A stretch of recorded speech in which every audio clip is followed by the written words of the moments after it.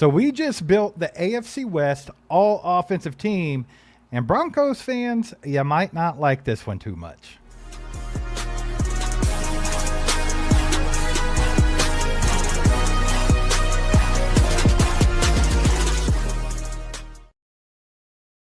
What is going on, football fans? Good to see everybody here on a Sunday night in the depths of the off season.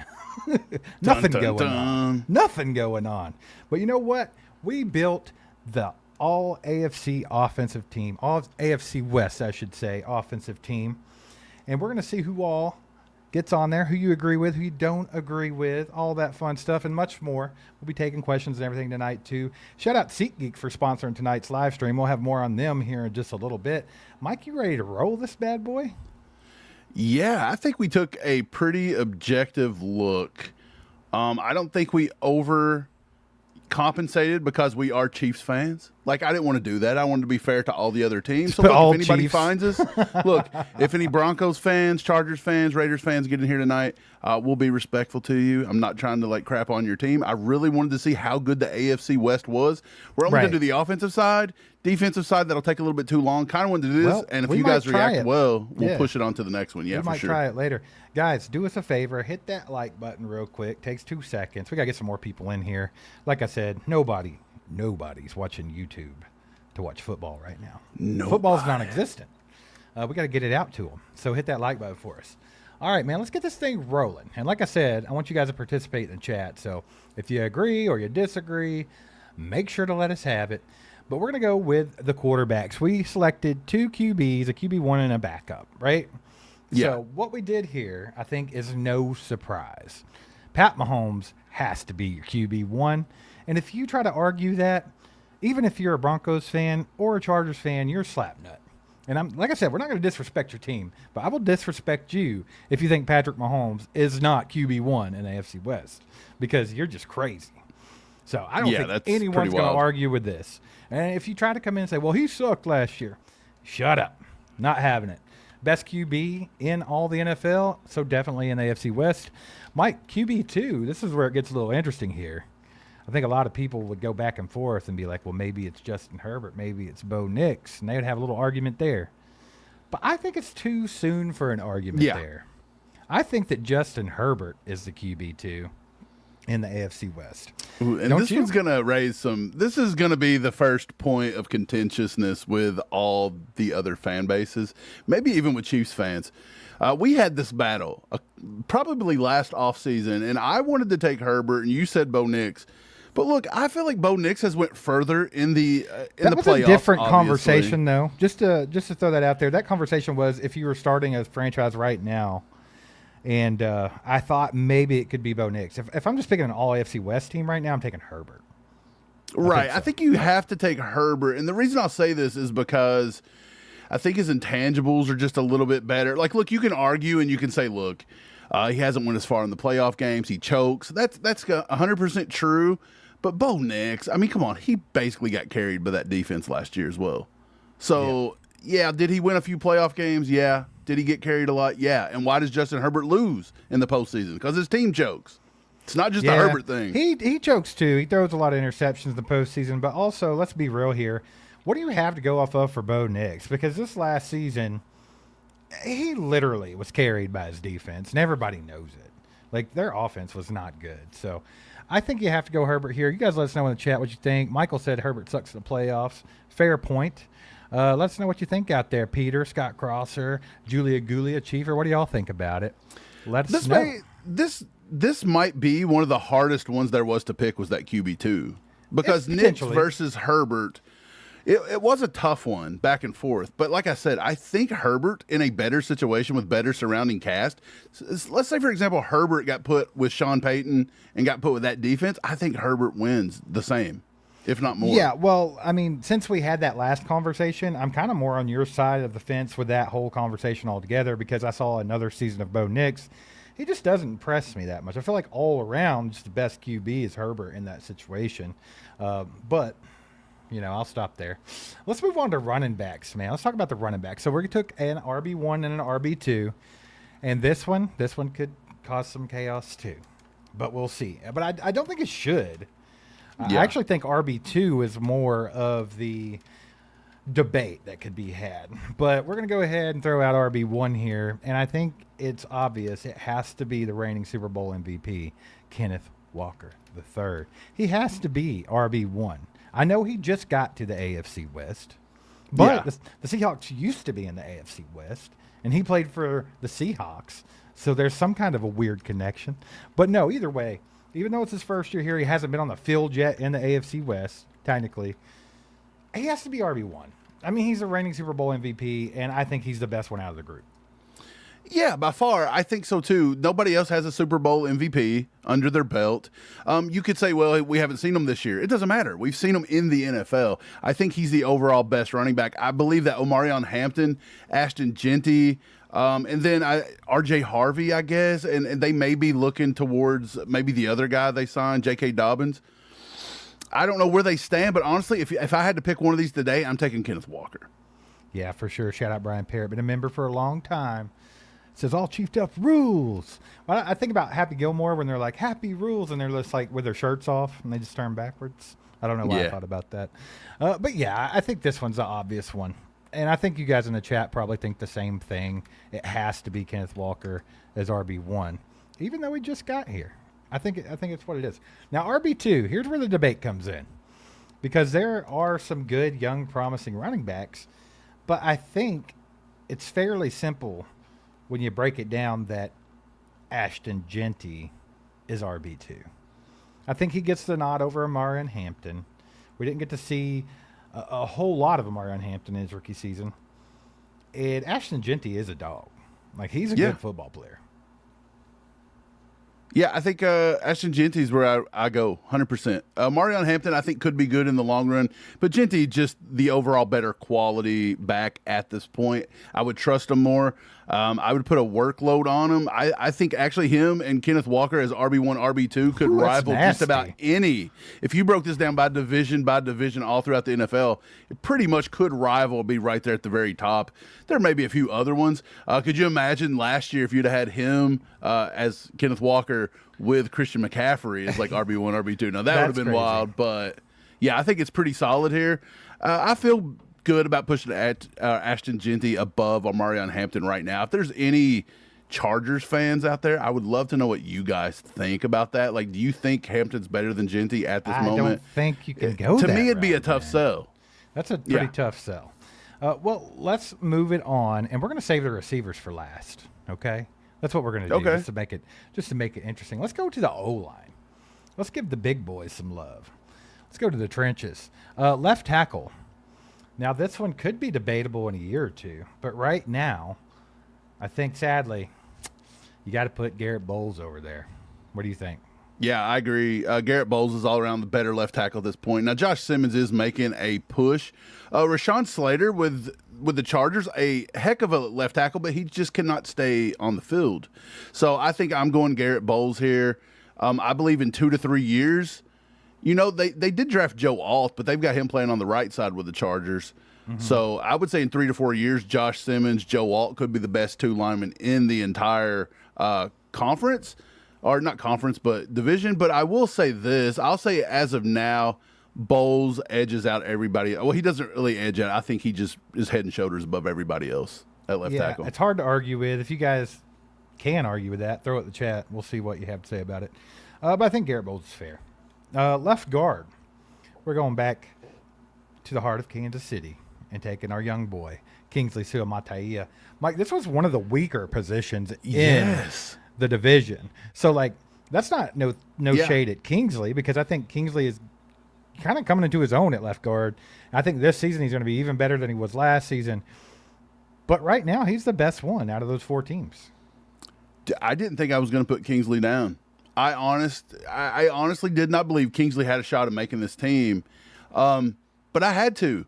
When you go look at the depth charts, the Raiders are rocking with Spencer Burford at left guard. He's not very good. The Chargers right now have Jake Slaughter. Who? He played center at Florida. That's the Dungeon Like, he owns Master. a Planet Fitness, Jake Slaughter. Yeah, that's the Dungeon Master we all made fun of during the draft. they've got him slotted in as their starting left guard. No, they've got Trevor Penning as his backup. Trevor Penning's never really played guard, right? He was drafted to be a tackle. So, I mean, I don't take Penning over Kingsley. And then if you go look at the Broncos, they had Ben Powers, yes. They drafted Cage Casey out of Boise. That's a solid. Ben Powers is solid, but he was injured last year, I'm pretty sure. He didn't grade out too well before he was injured. So I'm going to go ahead and give Kingsley, based off the fact we've seen him at 1 year at left guard. He's got a big future in front of him, and I believe he can get to a Pro Bowl level left guard.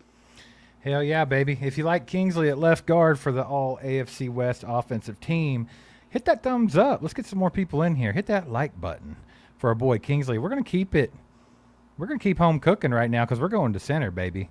And there ain't no arguing this one. Creed Humphrey is obviously the best center in the AFC West. He's the best center in the league, Mike. Yeah, there's no way Creed Humphrey doesn't get this one. Creed's just the best. Like, we just released a short. The NFL put him as number 94 in the top 100. That's a slap in the face. He's played 98 games. He's only given up 8 sacks. The dude is a flat-out monster. He's an Iron Man so far. He anchors the entire offensive line. I believe that the Chiefs' interior 3 are the best interior 3 in the entire AFC West. That's easy to see once we're done. And once you'll see this, there are some surprises coming. Yep. But I will say this. They are the best interior offensive line. And look, that means, coming from a Chiefs fan perspective, Andy Heck has to get it together this year. You've got the best interior in the AFC West. You've got to get those tackles situated. And Josh Simmons is a good base to get you going on the left side. You've got to figure out the right side, and you've got to be able to run the ball this year.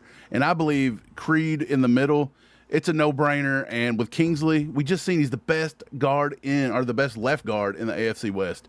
You got to be able to do something here if you're Andy Heck. Yeah, for sure. Well, here's where it gets interesting. We move over to right guard, and everybody in here is probably saying Trey Smith.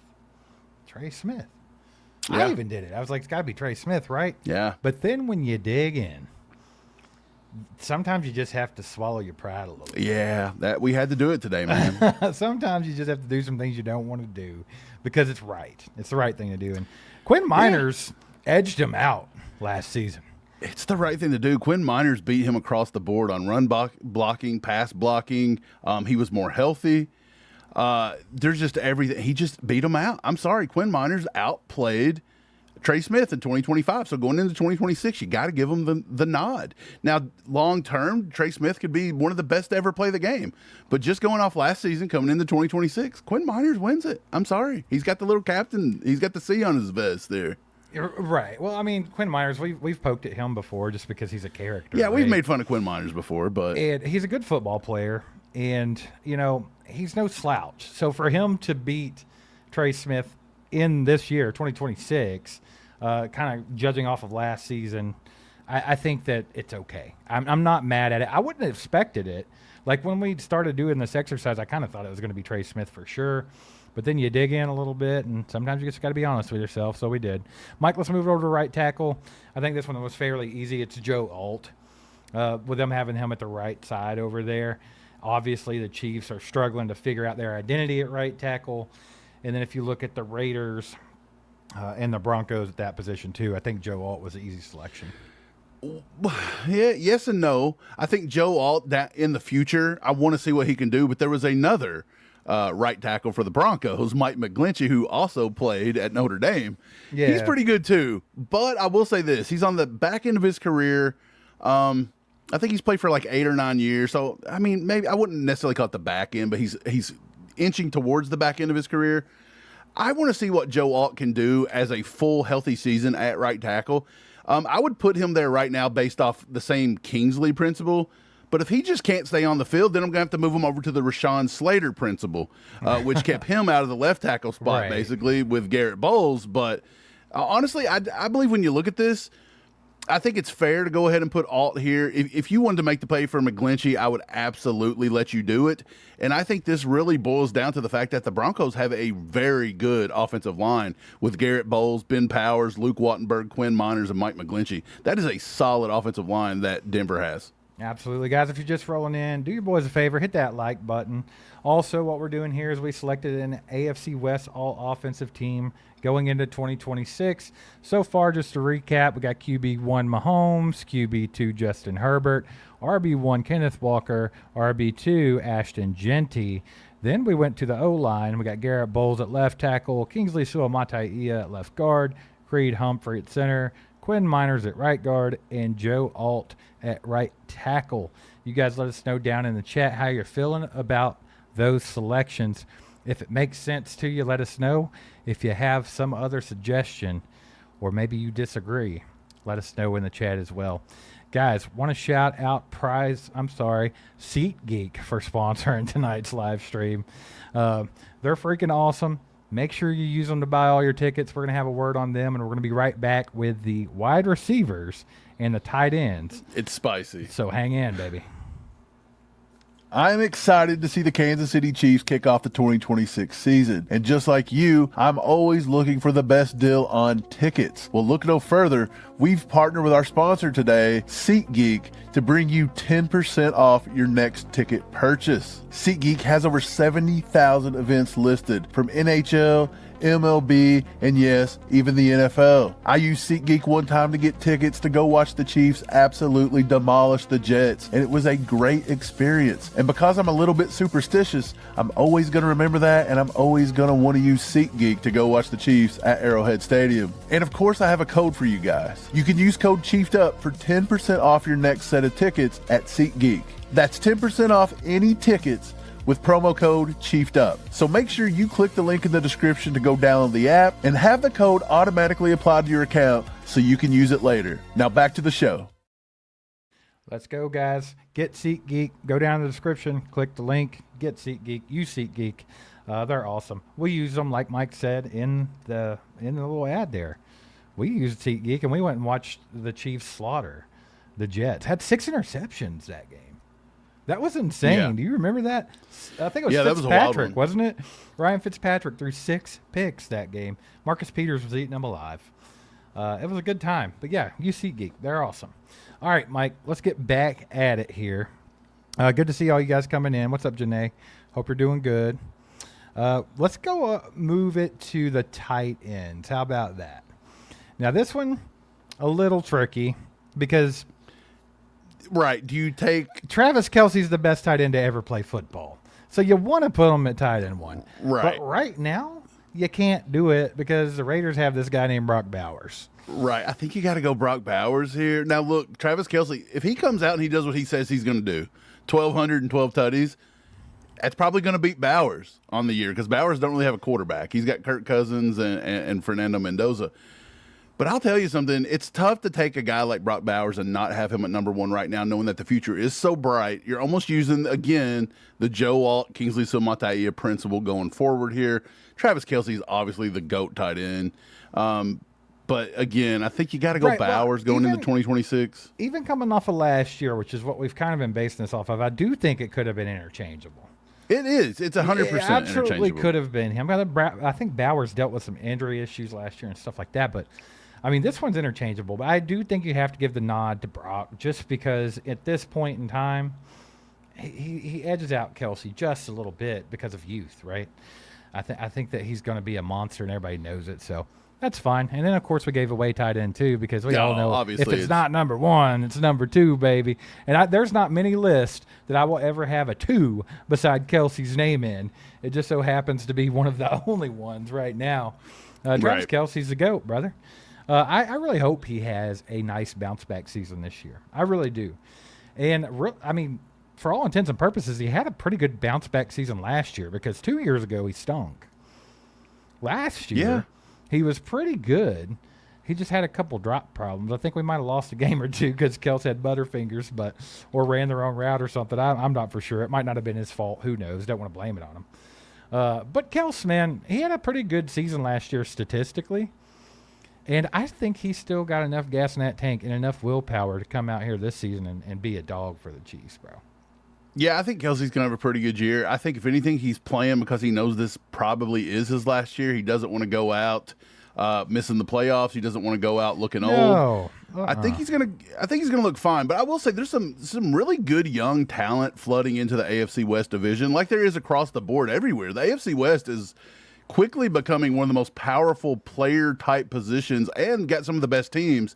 I mean, you got basically 3 playoff teams sitting here, and the Raiders aren't a slouch, especially if Fernando Mendoza turns it around, because Brady and their upper management actually did a pretty good job this year in the offseason. But you've seen just looking at the Broncos, they drafted Justin Jolie and Dallin Bentley, 2 great tight ends that they drafted. You've got the Chargers with some young guys, Oronde Gadsden, who turned out to be good last year, and then they went and signed David Njoku. So there is a lot of good talent here in the tight end position in this division.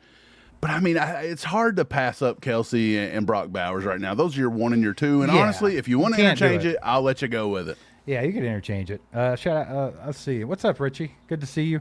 And then I had this here. Missouri Sports Gal says, imagine Bowers in KC with the best QB who will throw him the ball, the Travis Kelce replacement we've been looking for. If the Chiefs would have somehow managed to nab Brock Bowers, that could have been nasty. Yeah, I don't know how they would have done that, because he did he go went like top 13. 10. No, he went 13. Or did he go 13? Yeah, somewhere around there. I thought it was top 10 too, but I think it was like pick 13. But I mean, you know, if the Chiefs would have had the bad year 2 seasons ago, they absolutely might have took Brock Bowers at pick number 9. Well, that was our entire thing about Kenyon Sadiq this year, was like, look, you're looking back 2 years and you're like, what if we would have got Brock Bowers? Yeah, so it's like, dude. you don't look back in 2 years and be like, wow, we could have took Kenyon Sadiq. So to me, the whole tight end and the top 10 thing is overdone. The top 15, it's overdone. That is the weirdest talking point I've ever heard. A good football player is a good football player, and an offensive weapon is an offensive weapon. Go get it, especially when you have an offense that runs through your tight end, which we do. We do that. Obviously, they might try to tweak it away from that this year because we got to get to the run game more and stuff. But Kel's getting a little bit older. We'll see. I just think that magic between Mahomes and Kelce has to return this season. I really hope to see that one more time here. So let's hope it comes back. Mike, let's move it along to the final position. And maybe this is one that could probably be debated the most. This one is big time debated, in my opinion. We picked the 4 we thought, but there could have been 2 or 3 other ones that were scratching at the door to get in there, and we just kind of had to shut it at 4 because we only took 4. Right. All right, well, let's get it started here. I think we'll go with the OG right at wide receiver 1. You got to go Courtland Sutton. Big boy, a very underrated receiver in this league, in my opinion. He's had some bad quarterbacks over the years. He's a dog, man. I mean, Trent McDuffie himself said he's a top 3 wide receiver that he's had to go against. And he ate his lunch. He ate Trent McDuffie's lunch quite a bit, brother. Yeah. This dude is a big guy, great hands, good route runner. Courtland Sutton on a different team could have had a monster career. Like, he really could have. But I think he's got to be wide receiver 1 out of the AFC West right now. Because, I mean, honestly, most of the AFC West receivers right now are young guys trying to come into their own. Yeah, this could be a bad sign with AFC West wide receivers if you're putting Courtland Sutton as your number 1 guy. Yeah. But honestly, that could just speak to the fact that Courtland Sutton's just been overlooked, and he's not as bad as you think. If he's playing on a different team with a different QB, kind of like we just said with Brock Bowers, what happens? You know, what if Courtland Sutton had been a Chiefs wide receiver for the last 3 or 4 years? Yeah, could that have changed anything? I don't know. I think Sutton is a good football player. I think he's definitely the most consistent right now. He's the oldest one in the group, in my opinion. I've got to give him wide receiver 1. I can't do anything worse than that. And I think wide receiver 2 starts to become really debatable on a few guys. Yeah, I think so too. We decided to roll with young Lad McConkey. That young buck there, Lad McConkey. Why? Because he's a great route runner. Like, he's just a great route runner. Absolutely. We called it, Mike, coming out of the draft. This was the best route runner in that draft 2 years ago. He has been highly effective for the Chargers. And I think he's a great receiver. Like, this one is where it gets a little weird. You could probably push him all the way down to 4. Keep him at wide receiver 4. Right. 2, 3, and 4 You might could not all be even have him interchangeable. on your list. It's possible. If you think Marvin Mims is a better receiver, if you think Xavier Worthy is a better receiver, I just can't get there. No. I think Lad McConkey's that guy right now. He's had two Two pretty good Do you think years. he's the best receiver on the Chargers, or do you think Quentin Johnston's better It's than him? Ladd Because we did McConkey. not put Quentin Johnston here. We took Ladd McConkey. Yeah. Well, spoiler alert, we didn't put Quentin Johnson in the 4. And No. I think the reason why that we did that is he's got bad hands. Very bad hands. I mean, he's working on it. It came together a little bit last year. He played much better last season. Right. So, I mean, you could slide him into this list somewhere, and I wouldn't be mad at it. But I do think Ladd McConkey's the best receiver on the Chargers right now. What do you guys in the chat think? Do you think Ladd's the best one? Because I do think that he is, in my opinion. And I think he makes the top 4 in the AFC West at the moment. Number 3, we went back to Denver. Back to Denver, They brought man. Jalen Waddle in the offseason. And I think this is kind of like Kenneth Walker here. Like, Yeah. obviously new to the AFC West, but I think you can't shade him. If you look at how young the receivers are in the AFC West, I think Jalen Waddle easily makes the top 4 list. I think he has to. Yeah. You could argue it's Sutton and Jalen Waddle 1 and 2 Yeah, well, yeah. if you want to make that argument. Jalen Waddle has played in Tyreek Hill's shadow his entire career. So That's my point. Yeah, but he's also learned from one of the best. He's worked with Mike McDaniel, who is a great offensive mind. I'm curious to see what he does. Is his skill set going to develop and be good with Bo Nix and that type of offense that Sean Payton runs? We'll have to see it.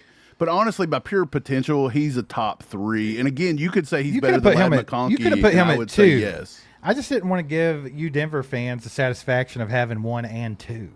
Okay. They are the best. Look, Denver is the top wide receiver core in the AFC West. Yeah. The especially Raiders if you just want to go duo. Right. The Raiders are last. I'm sorry, but Trey Tucker, Jack Besh, Jalen Naylor, and Malik Benson, Deontay Thornton. I'm sorry, they just don't hold up with these That ain't receivers. It would be the Chiefs. As bad as people say the Chiefs suck, the Chiefs and the Chargers are right there at 2 and 3. It's whatever you think. But yeah, at wide receiver 4, you're going to find out who got another receiver on the list. And spoiler alert, we already said it wasn't Quentin Johnson. So we're going with the Chiefs, Steve. Absolutely, baby. We got Rashee Rice in here at number 4. Now, he could have easily Yeah. been WR2. He could have definitely been 3. It kind of depends how you want to, how's your offense running? But with Mahomes as my quarterback, this dude's a weapon.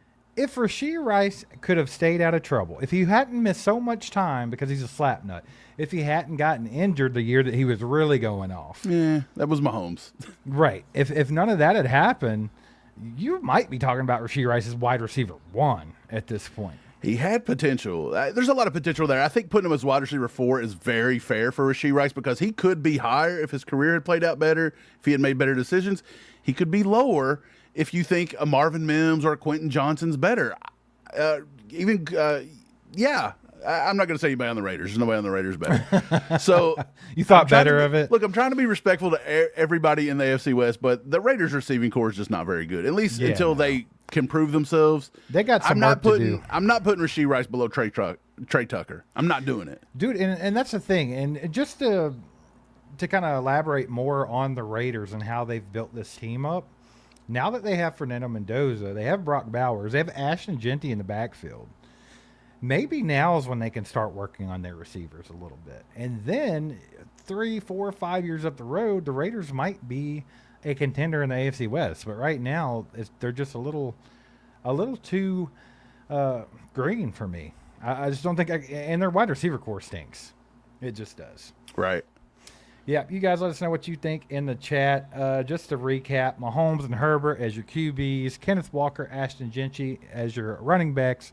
Your tight ends are Brock Bowers, Travis Kelce. Your offensive line is going to be Garrett Bowles, Kingsley Suamataia, Creed Humphrey, Quinn Miners, and Joe Alt. And then the wide receivers, Cortland Sutton, Ladd McConkey, Jalen Waddle, Rashee Rice. I think that's a pretty fair all AFC West offensive team right now. I'm going to tell you something. I think the offensive line is pretty solid. I think your 2 weak holes would be Kingsley and Joe Alt, and that's based off pure just projection. I think tight end solid. You're probably not going to find many tight end groups that's going to beat that one. Your wide receiver group is a little lower than what you're going to find if you did this for every other conference or every other division in every conference.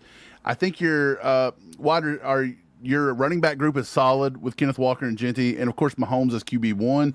Now that would go to Herbert over Bo Nix. Is that a solid QB2? Could that beat other ones? If you started looking at, say, the NFC West, and you would put Stafford at 1, like, yes, Mahomes is above Stafford, but the gap's not too far. Let's be honest, at the current position. You're looking at QB2. I don't know. Like, what do you think? Do you think this team could beat if we did this for every single? No, I think it would actually be kind of weak. Yeah, honestly, yeah. What I'm seeing is there's just a lot of really young talent in the AFC West. I would be willing to bet if we did an all AFC West defensive team that would look much better than a lot of these. I want to do that. It depends on how this video does and how people perceive it. It's the middle of the offseason. Everybody's asleep. Yeah, nobody cares about anything right now. It's just what it is. USA Soccer. Right. We're just having some fun. I don't know why everybody turned into soccer fans, but they did it. And look, that's when you know it's a wild time of year. Mickey Moonrock wants to know what kind of hands does Morgan Wallen have. I don't know about his hands. I think he'd probably throw more, like the chair off the roof in Nashville. Yeah. I think he would throw if that's what he was doing. I had an actual question from Mr. Andrews that I thought was intriguing. He said, what if Tyreek goes to the Raiders? Like, what does that do to them? I think that would be a massive move by the Raiders.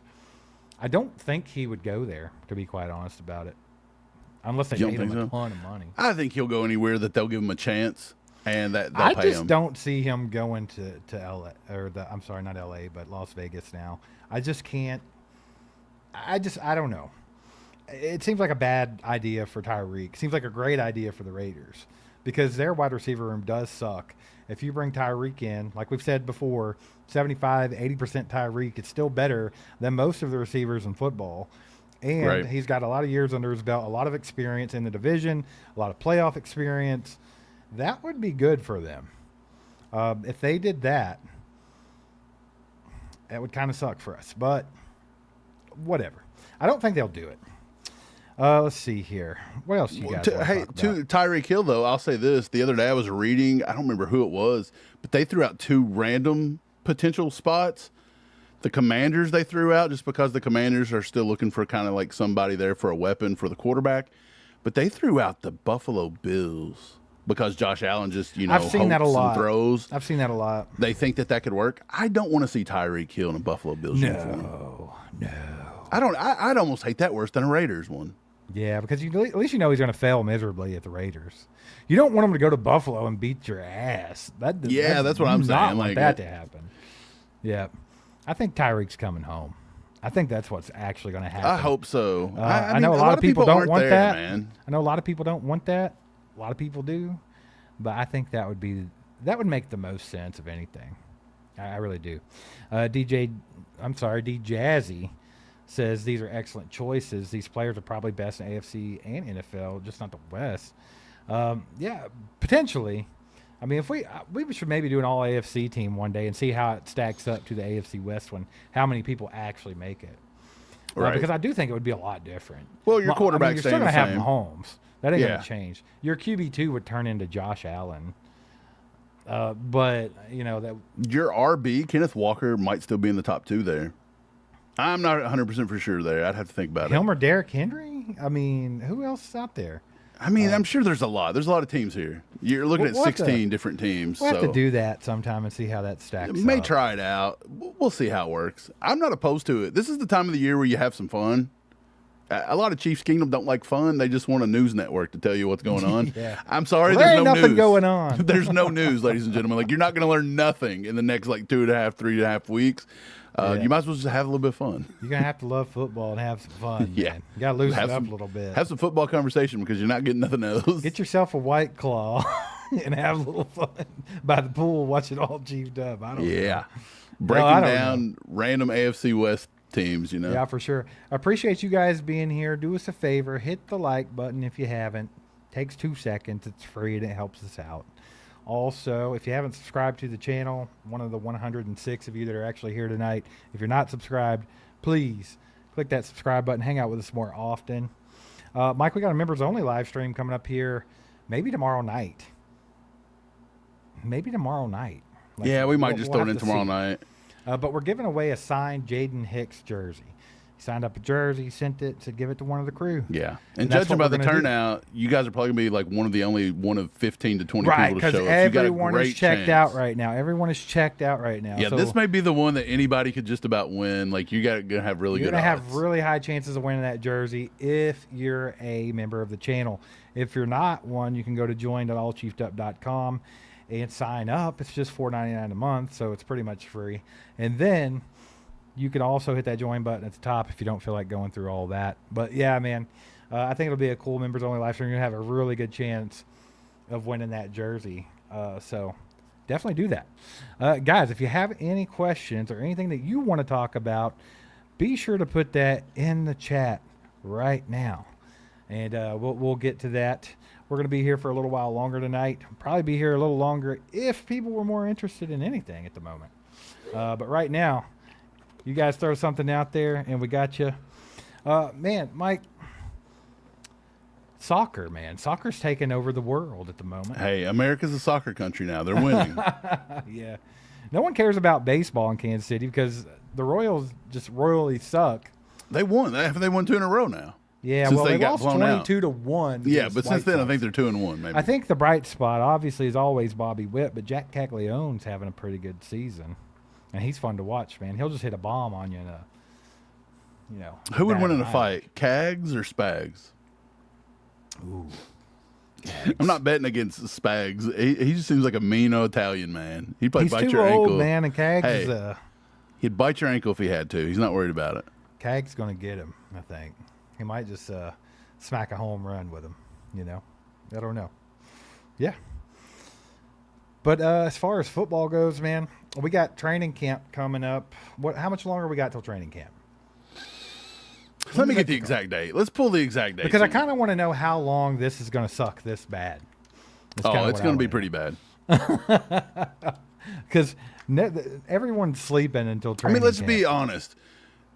We've seen a huge decline since the Taylor Swift push. Do you remember the Taylor Swift push about 2.5 years ago? Yeah. It doesn't seem like it's been that long, but it has been. It's almost been 3 years.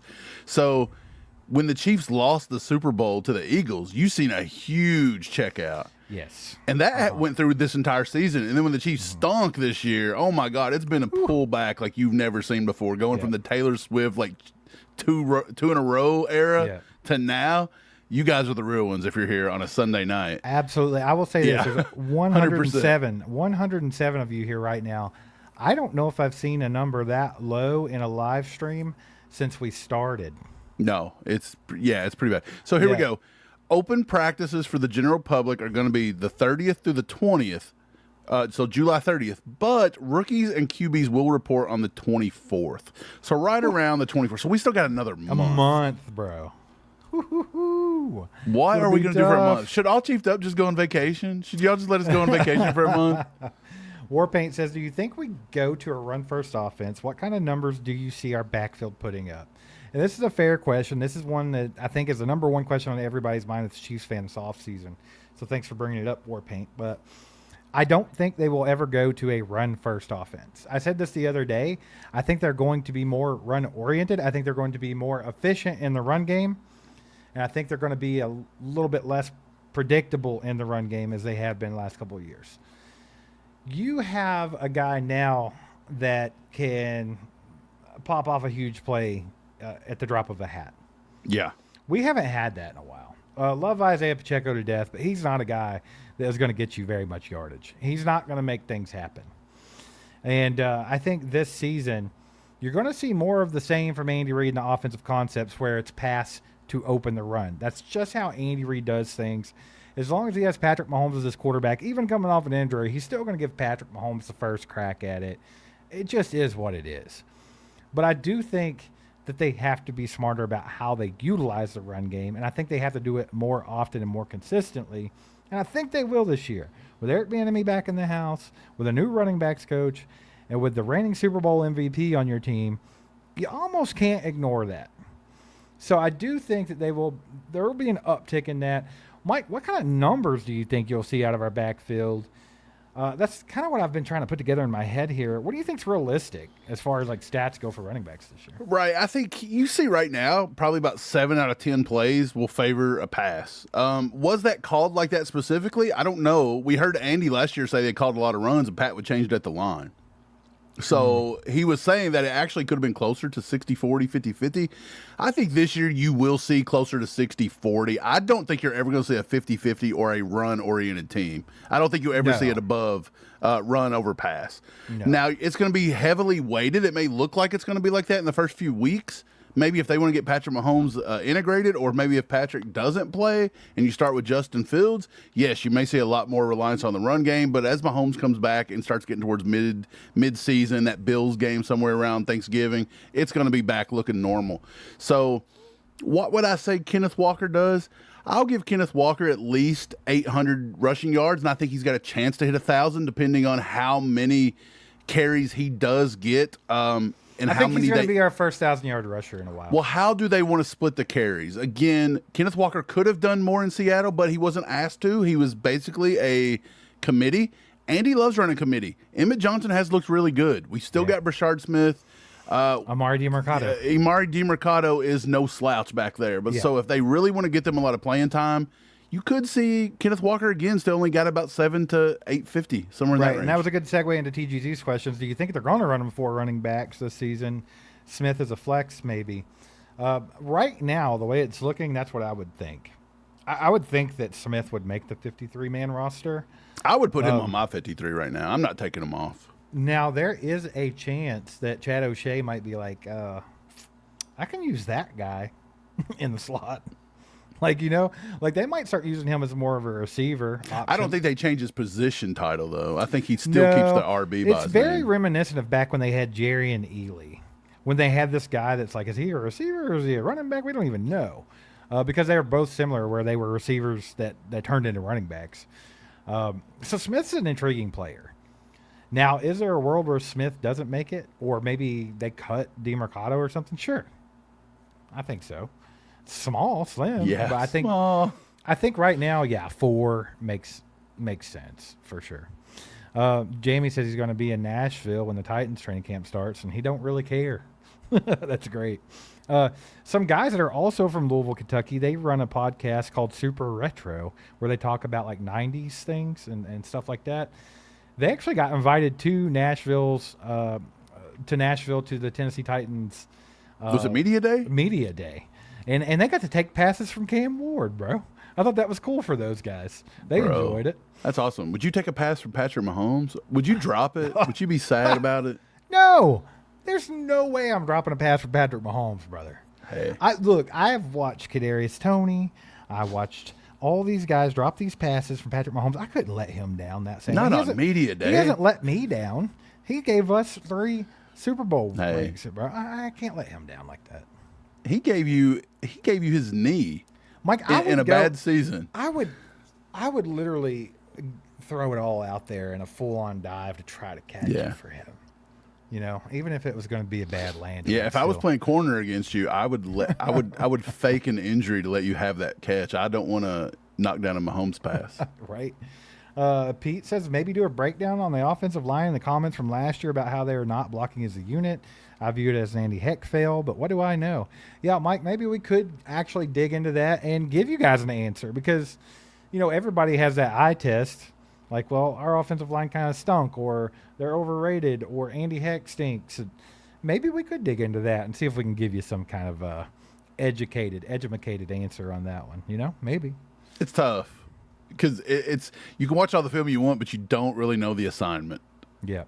That's a tough one. For sure. Yeah, Michael, you're exactly right here. We have 2 vet running backs with Walker and DiMercado that can break off a home run at any moment. They both do that. I'll give you Emmett Johnson can do it as well. Now, he does not have the breakaway speed, but he's got enough foot movement and enough, wiggle in the gaps and in the holes right there that he may not pull off like a 65, 70-yard run, but he can chunk off 10. he'll keep the chains moving. Let's put it that way. I think he can chunk the chains. Let's call it that. So you got 3 guys that are capable of chunking, and we know that Brashard Smith's got that potential if you get him on the edge. I think this is a much more explosive running back room. Yeah, Super Pro Grow here says you think 15 will be under center a lot. I think he might be under center more than you've seen in the past, but I still don't think that's still going to be very. I don't think it's going to be a lot, because I wonder if Pat's being under always center in the gun, bro. If you think about it, if you're under center a lot, you're now coming out from underneath and you're doing all these twists and turns on your knee. Do you want to do that, or do you just want to let him take the pass in the pocket and see what you do there? He takes a couple steps. They may not want to go under center a lot until they see what that knee does. I mean, I think they actually went under center more last year than you've ever seen them do. And it wasn't a lot, but it was more than usual. I think they will have that in there, but I don't know if it's going to be a lot per se. Punky is real down on the Chiefs right now. Just been trashing the Chiefs in the chat all day. But says, but we don't run the ball, and Andy does not run the ball. Okay, so we have a video that just came out not too long ago. Go watch that video. About this. You need to watch it, because Andy actually does run the ball when he has an efficient running back. He does. And that's no shade to Pacheco or Clyde or whoever we've had lately. But when they are efficient and it works, he will go to it. We got some guys. Throw some names out there, Mike. You got Kareem Hunt, Jamal Charles. You had Westbrook back in the day. You had Deuce Staley back in the day. Yeah. He will use them. LaShawn McCoy. Like, he'll use all those guys. So we'll see. I think he'll definitely use. I'm trying to find the video for you. Was it a live stream we did? I can't remember, or I would help you, but I don't remember. I think it's the Chiefs. It's a live stream we did about 9-10 days ago. It wasn't the one where we ranked everybody. It was the one before that. It's the one with Andy Reid on the cover says they're wrong. Okay. Because everybody says that he won't run the ball. Go watch that. So go back and find that one. It's called The Chiefs Offense is About to Silence Every Doubter. Let's do it. Pops is in the house with 10 gifted memberships. He said, wake up, chat. Wake up. Here's some memberships for 10 people, Mike, right before we're giving away a signed Jaden Hicks jersey, potentially tomorrow night. So, Pops doing the Lord's work out there. If you got one of those, make sure to thank him in the chat. I don't have a list of who got them, or I'd probably shout you out, but I don't have it. Oh, I do have it, Mike. Let's do this.